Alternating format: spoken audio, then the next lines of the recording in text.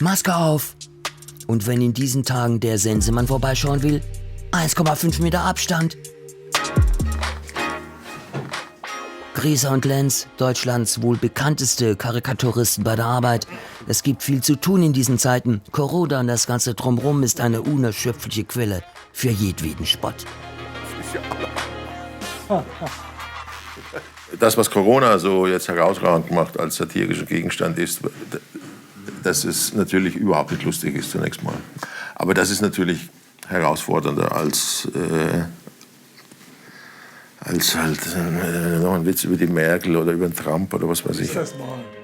Seit einem Vierteljahrhundert zeichnen und witzeln sie auf den Seiten der FAZ. Und wenn die Nachrichtenlage genug Stoff bietet, bitte, war es nicht einfach nur mal Zeit, nach dem Lockdown wieder zum Friseur zu gehen? In ihrem Haar ist ein Vogelgelege. Ich gebe Ihnen einen neuen Termin, wenn Sie geschlüpft sind. Mit ihrem klassischen Handwerk mit Tinte, Tusche und Malkasten scheinen sie wie aus der Zeit gefallen. Wahrscheinlich sind wir die letzten Fossile, die noch auf dem Blatt mit Aquarellfarbe zeichnen. Und das hat ja auch jetzt nichts mit der Witzqualität erstmal zu tun, wenn wir das so zeichnen. Aber wir haben das so gelernt und es ist einfach ein ganz anderes Erlebnis, auf dem Blatt zu zeichnen, als wie gesagt, ein Computer das einzugeben. Mein Opa hat noch Tiere in die Höhle geritzt, an die Höhlewand. Ja. Und in dieser Tradition bewegen wir uns. Und das völlig schwerelos. Vielleicht lässt sich die Welt doch noch durch Quatsch retten.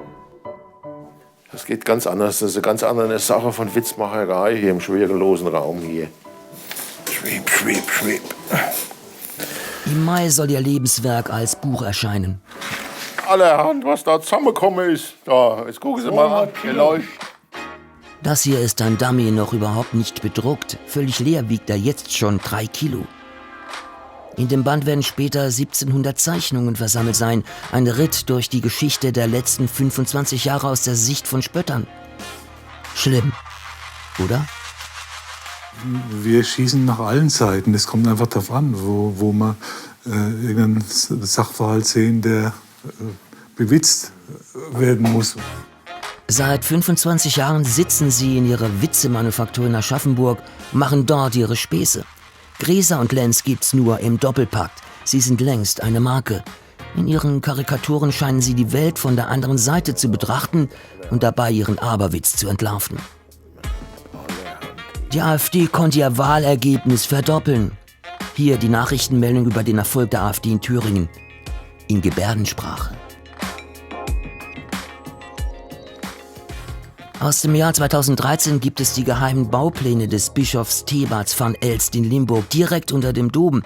Der hat sich da einen Keller eingerichtet mit Sauna und Kegelbahn und einem direkten Durchstich zur Hölle. Action jetzt! Es gibt nämlich noch die Frage zu klären, wie man es schafft, 25 Jahre zusammenzuarbeiten, ohne aufeinander loszugehen. Du Sau! So, die Szene braucht doch etwas Kunstblut aus der Ketchupflasche. Aber Schluss jetzt. Keine weiteren Fragen. Falscher Film.